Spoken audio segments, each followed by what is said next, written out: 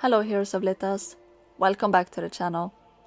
Today, I will be revisiting a old topic about which I made a video in the past. But as a lot of things have changed since then, think of this video as a revamped version of it. So today, we would be talking about the marriage system, aka Vigor. First, I will be talking about some of the changes that has been made to the Vigor since my last video.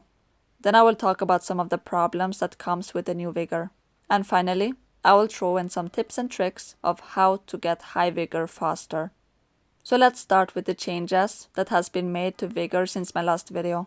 The first major difference is that the Vigor cap has been raised from level 100 to level 120. Another change that has been made is that we are no longer allowed to transfer a high level trait between common champions again and again to get more Vigor. Long story short, the Vigor grind has also become harder and is more taxing to do.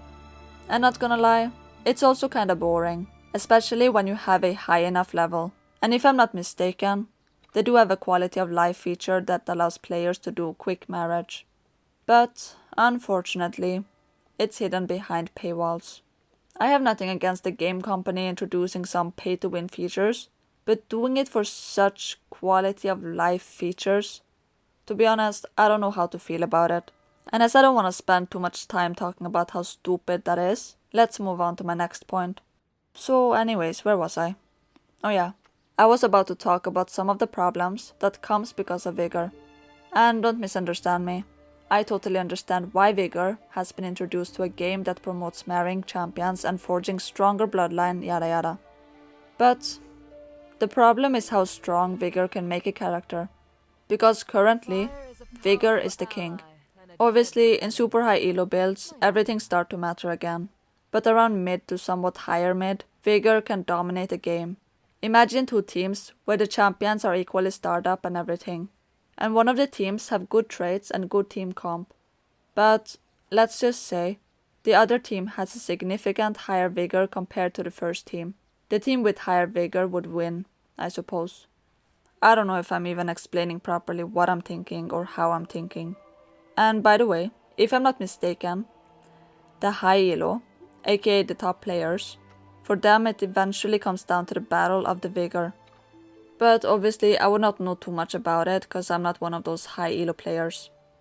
The info I mentioned here about the high elo players are mostly from hearsay. I'm not exactly sure if that's how it really is, but I at least hope and assume that they knew what they were talking about. So if you're one of those high elo players, please do let me know if the high elo is actually Vigor dominated. Anyways, enough about this. I will just share with you all what in my opinion is the best way to gain higher Vigor. And from what I know so far, the best way to gain Vigor in Bloodline is to simply spam marry champions with level 22 traits as the spouses. Typically, I would have ended my video here, but after much thought I have decided that I will stop avoiding the topic about subscription that they implemented into the game, and I will share some of my honest thoughts about it. Because we like to do it. It is fun, I guess. But before all that, allow me to quickly thank my sponsor. It's called App Gallery, which happens to be a really great app store to play and enjoy your favorite games including Bloodline. They have done some offers and coupons every month. This month, they have a 20% off discount coupon and a 10% cashback for all other in-game purchases. So what are you waiting for? Download Bloodline from App Gallery today and start enjoying amazing offers. Not to mention, they often have free coupon giveaways in their Discord server. I will put the links of everything in the description below. Okay, now that I'm done thanking and mentioning about my sponsor, how about you all grab some popcorn or some tacos? Cause I might lose control of my emotions, and then this shit would be lit. I will try my best not to lose control, but just in case, feel free to prepare some popcorn. So yeah, this is the subscription that I aforementioned. I just want to understand, okay? I just want to understand which genius thought that whatever this is was a good idea. Now, I'm no one to tell people how to spend their money, because it's their money, their choice. But if someone bought one of these wonderful little subscriptions, it's fine. It is completely fine. only if either they have a lot of disposable income or they do not give a flying fish about saving money.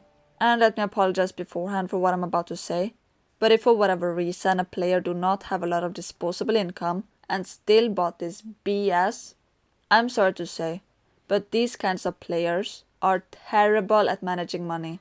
So if in the future the company keeps becoming scummier and scummier, once again, I'm sorry to say this, but these kinds of players may or may not be a part of that problem.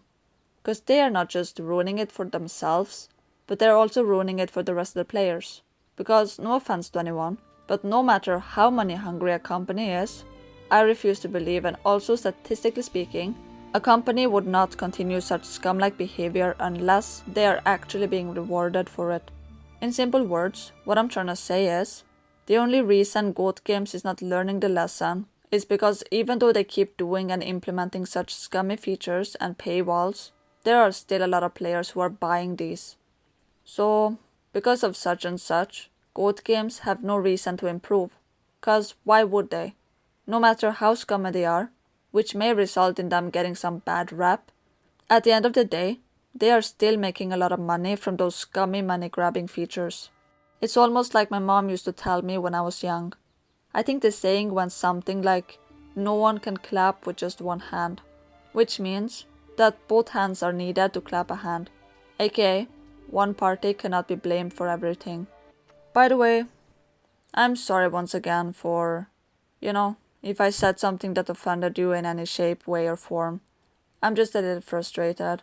Like I've said multiple times, I like the game, but I don't particularly like the direction it's going. But that all being said and done, I want to thank everyone for watching this video. Do not forget to like, comment and subscribe to show your support, because those gestures mean the world to me. Thanks again for watching. Take care. Adios. Bye.